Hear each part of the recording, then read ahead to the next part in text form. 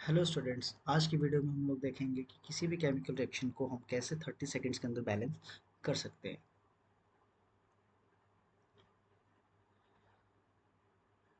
तो किसी भी केमिकल रिएक्शन को बैलेंस करने के लिए हमें कुछ बातों का ध्यान रखना चाहिए। सबसे पहली चीज़ क्या है कि कोई भी रिएक्शन अगर आप देखो तो उन रिएक्शंस में हमें क्या करना है, ये जो भी लिस्टेड एलिमेंट्स हैं इनको आपको देखना है। अगर ये तो एलिमेंट्स प्रेजेंट हैं तो इन एलिमेंट्स को बाद में बैलेंस करना है। अगर इनके अलावा कोई और एलिमेंट्स है उनको पहले बैलेंस करना है। ठीक है, जैसे मान लो अब रिएक्शन में हम क्या देख पा रहे हैं कि सोडियम हाइड्रोक्साइड प्लस H2SO4 है और प्रोडक्ट क्या बन रहा है Na2SO4 प्लस H2O। ठीक है, तो इसमें ऑक्सीजन और हाइड्रोजन को हमने बाद में बैलेंस करना है। उसके अलावा जो सोडियम और सल्फर है उसको पहले बैलेंस करना है। ठीक है, और बैलेंसिंग का मतलब क्या होता है कि जितने भी एटम किसी पर्टिकुलर एलिमेंट के लेफ्ट हैंड साइड है उतने ही राइट हैंड साइड होने चाहिए। ठीक है, तो सबसे पहले हम लोग सोडियम को देखेंगे। तो सोडियम का सिंबल हमारे पास क्या है, Na। तो लेफ्ट हैंड साइड अगर हम देखेंगे तो सोडियम कितना है, सिर्फ और सिर्फ एक है। लेकिन राइट हैंड साइड जो सोडियम है वो कितना है, दो है। तो हमें इसको बैलेंस करने के लिए क्या करना पड़ेगा, लेफ्ट हैंड साइड में टू लगाना पड़ेगा। और टू हम ऐसे बीच में कहीं भी नहीं लगा सकते, टू को हम स्टार्टिंग में लगाते हैं। ठीक है, तो टू हमने क्या कर देना है, स्टार्टिंग में लगा देना है। फिलहाल के लिए हमारे पास सोडियम जो है वो क्या हो गया, बैलेंस हो गया है।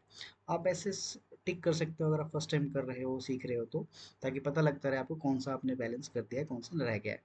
उसके बाद सल्फर देखेंगे तो सल्फर हमारे पास देख पा रहे हैं कि लेफ्ट हैंड साइड सल्फर सिर्फ एक ही है और राइट हैंड साइड पे सल्फर एक ही है, तो सल्फर ऑलरेडी हमारा बैलेंस है।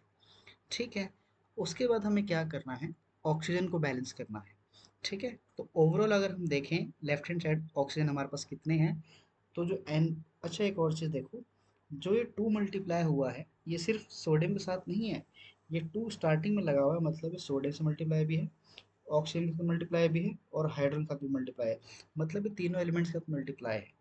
तो इट मीन्स ऑक्सीजन यहाँ पे कितने हैं, NOH में तो ही दो ऑक्सीजन हो गए हैं और H2SO4 में कितने हैं, हमारे पास चार ऑक्सीजन है। तो ओवरऑल जो हमारा लेफ्ट हैंड साइड है उसमें कितने ऑक्सीजन हो गए, सिक्स हो गए। तो हमें बैलेंस करने के लिए राइट हैंड साइड भी सिक्स ही एटम करने हैं। इधर देखेंगे हम, SO4 में चार है, H2O में एक है, तो पांच ही है ना। तो इसको हम अगर हमें छः करना है तो हम क्या कर सकते हैं कि यहाँ पे टू लगा सकते हैं, H2O से पहले टू लगा सकते हैं। तो क्या होगा, ये जो टू है ये H2 के साथ भी मल्टीप्लाई होगा और O के साथ भी मल्टीप्लाई होगा। तो इधर दो हो गया, H2O में दो ऑक्सीजन हो गए हमारे पास और SO4 में चार हो गए, तो ओवरऑल इधर भी कितने हो गए, सिक्स हो गए। तो फिलहाल के लिए हमारे पास ऑक्सीजन भी बैलेंस हो गया है।